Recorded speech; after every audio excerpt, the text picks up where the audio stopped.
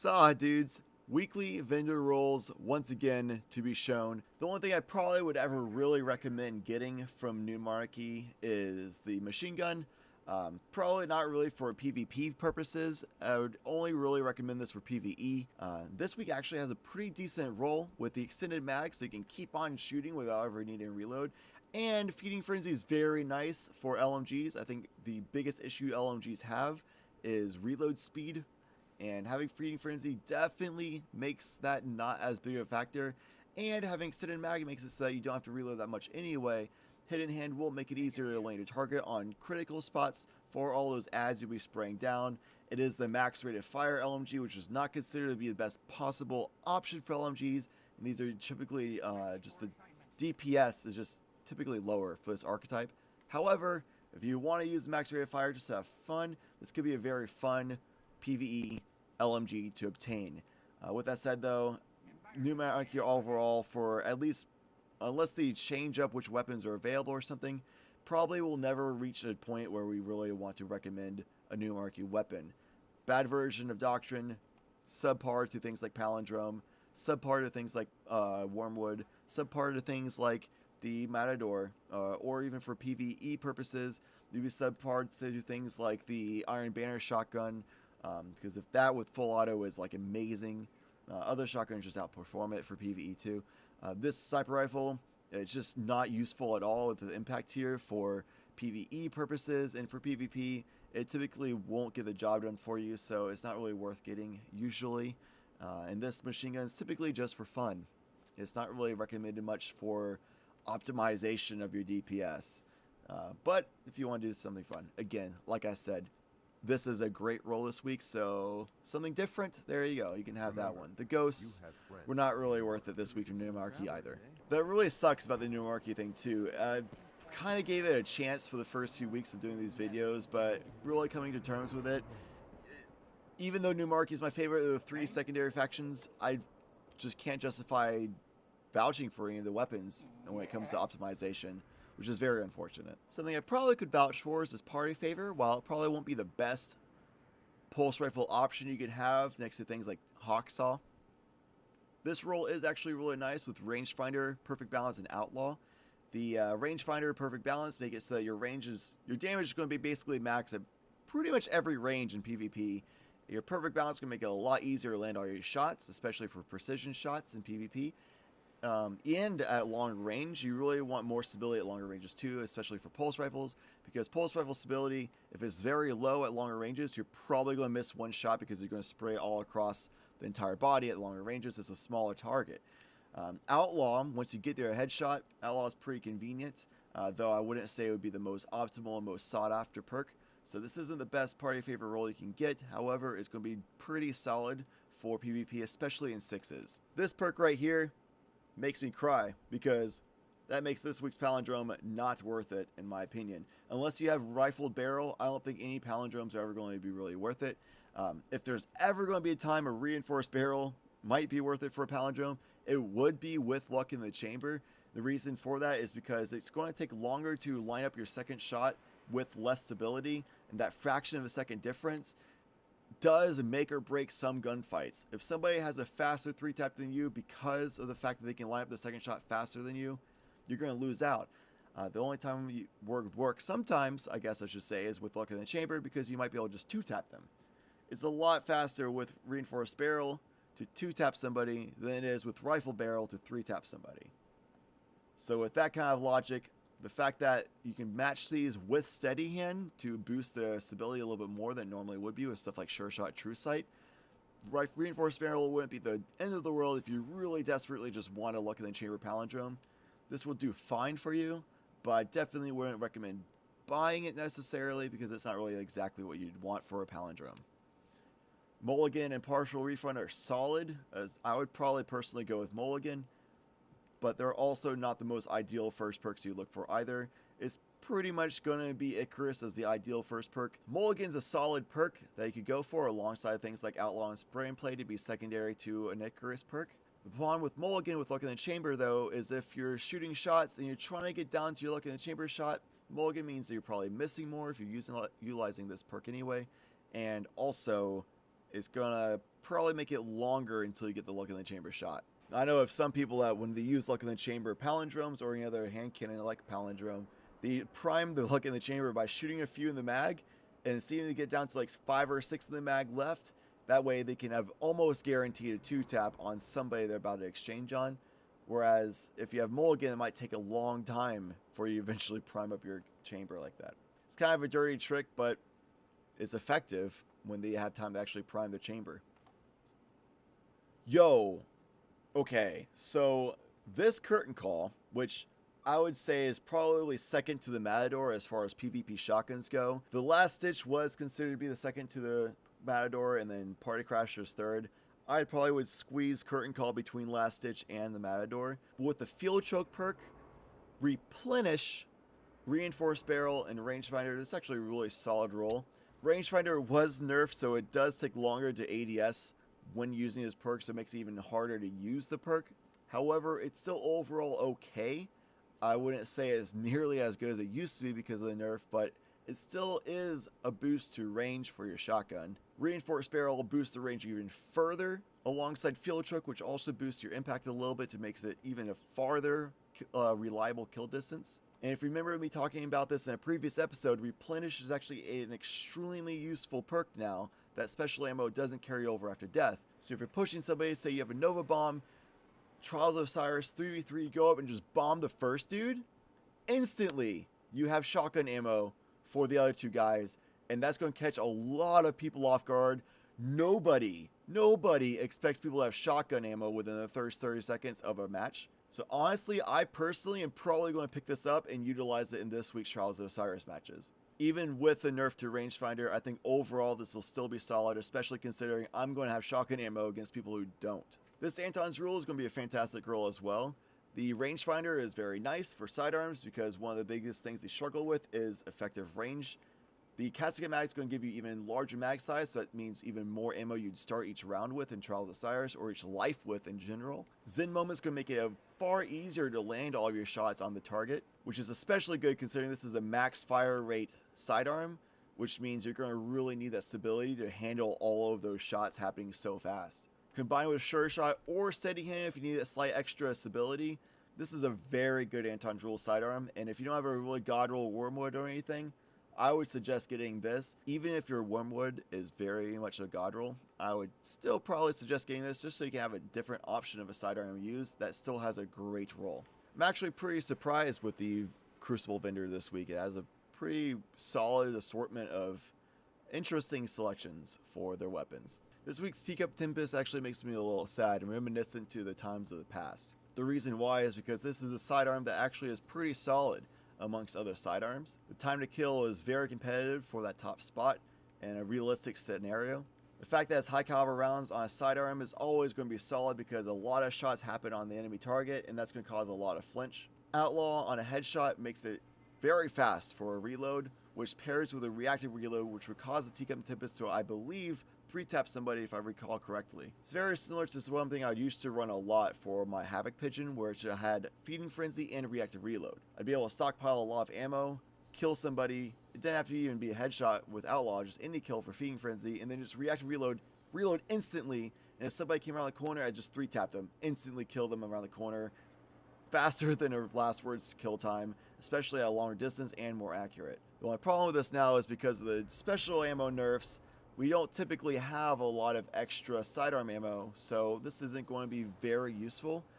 The only time this would be very useful, I would think, would be like in a Trials match, and then you suddenly have to grab special ammo when you started with your sidearm out. But typically with how Trials works, if you're going to play against a team that's passive enough to obtain special ammo, you probably also will have time to switch over to a shotgun or a fusion rifle or something of that sort. So in a realistic scenario, this is typically not going to be the most optimal option to run or anything like that, which is why it's going to make me very sad, especially since it has True Sight and Sure Shot sights. Perhaps like half a year ago, this would actually have been really cool, and I definitely would have suggested it.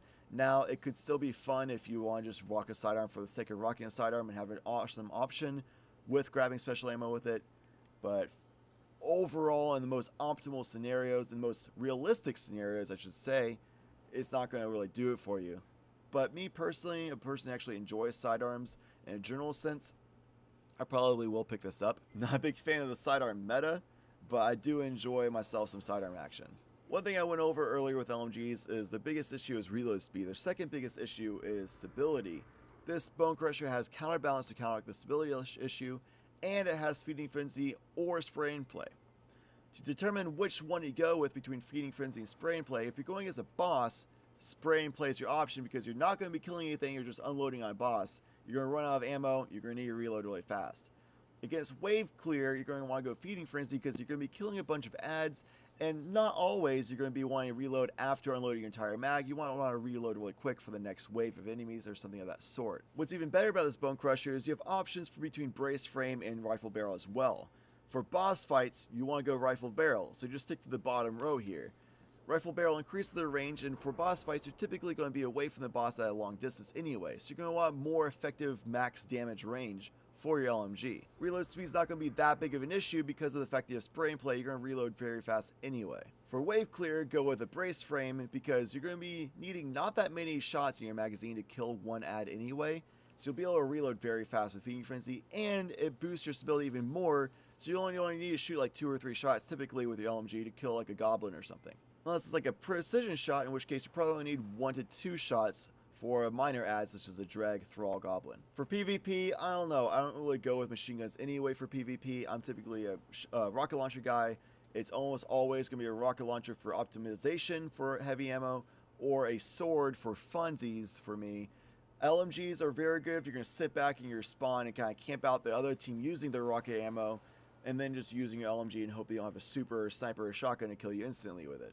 Though for PvP purposes, I would imagine Feeding Frenzy would be a very useful perk because you're not always going to be at the end of your mag, and you typically want to make sure you're reloading for the next LMG engagement against somebody after you get your first kill. So for PvP, this is still probably a really good machine gun, going counterbalance, Brace Frame, Feeding Frenzy. For rocket launchers, you probably have by now heard about the Unto Dust, or from last week, the Warpath. I was thinking about rocket launchers purely be PvP purposes because typically you don't really think about a rocket launcher that's a legendary being good for PvE.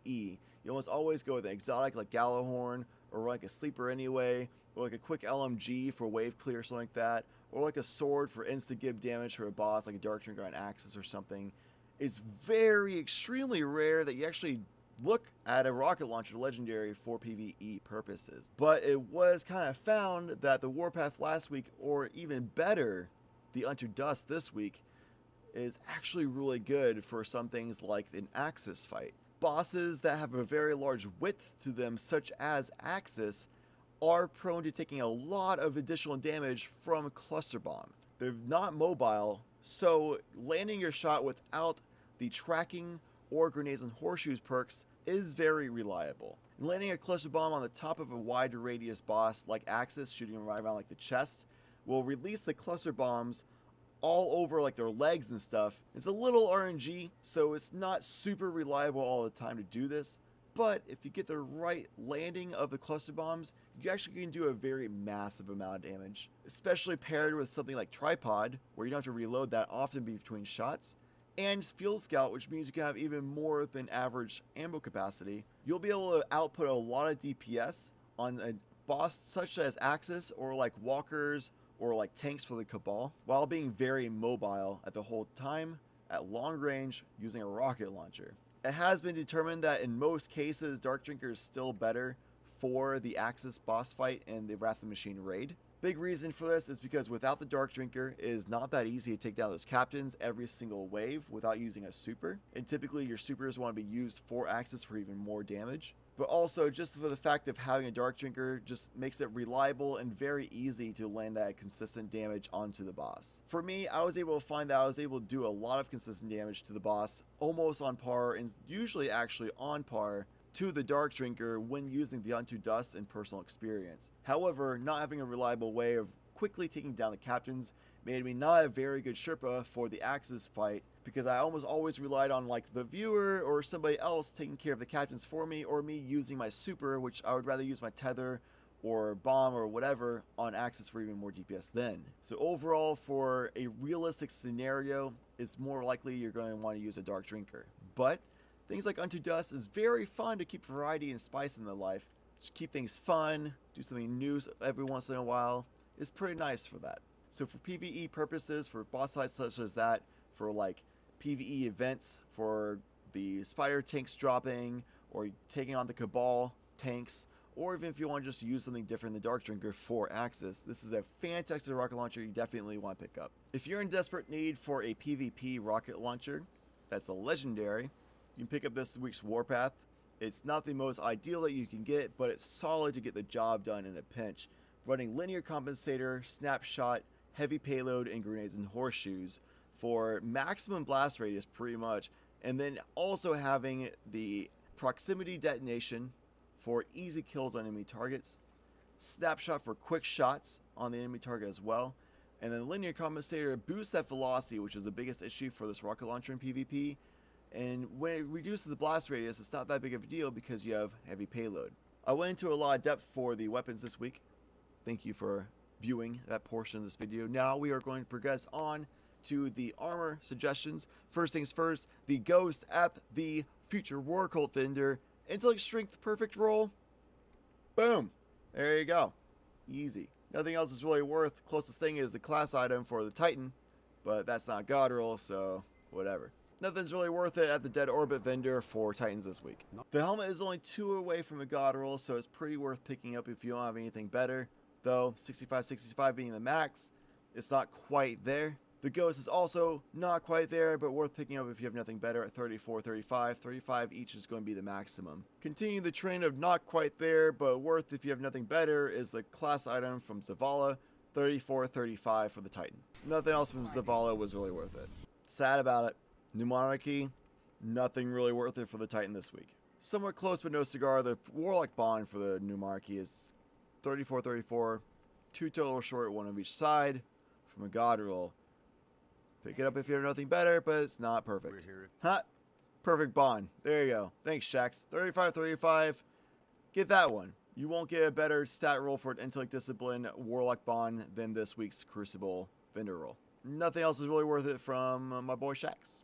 Get out there. Or Warlocks. We'll see about the Hunters soon. If you want Intellect Strength instead of Intellect Discipline, this one's 1 away. 34-35. So close. So close. Nothing really worth it for the Dead Orbit vendor for Warlocks this week. Shucks, man. And shucks, Warlocks kind of got screwed this week. Nothing really much worth outside of that one bond that one time from Shax. Otherwise, nothing else is really that great. This is kind of close. 86 is the most you can get for a chess piece. And this being at 86 and then 83. 3 away from perfect roll. So it's pretty solid, but you'll eventually probably find something that's the perfect roll, because this resets every single week. But until then, if you have a bunch of legendary marks laying around, nothing else to buy it on, this is better than what you got. This is pretty solid. Pretty solid. Also, very close to perfect. 79 for each stat is the highest you can go for boots. This is 78 on each of the stats. Why couldn't it just be 2 higher, 1 on each side? But, nevertheless, just like the chest piece from Future War Cult, if you have nothing better, extra marks, might as well get this, though keep in mind it's not a perfect roll. Nothing from Shax is really worth recommending. That's pretty much that. What could possibly challenge you after Oryx? This is kind of close to recommending. 58 on each stat is the highest you can get for gauntlets.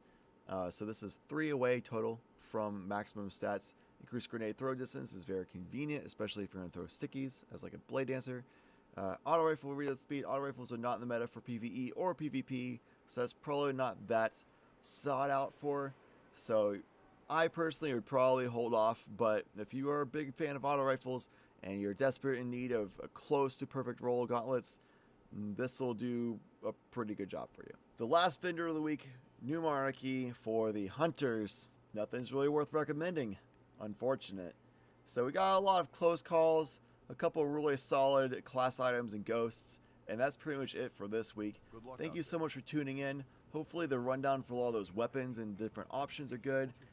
As I said, a lot of these weapons, especially from vendors, if I went over just the things that are the most optimal, these videos would be very short and not very interesting. It'd be kind of just cut to the point kind of a deal.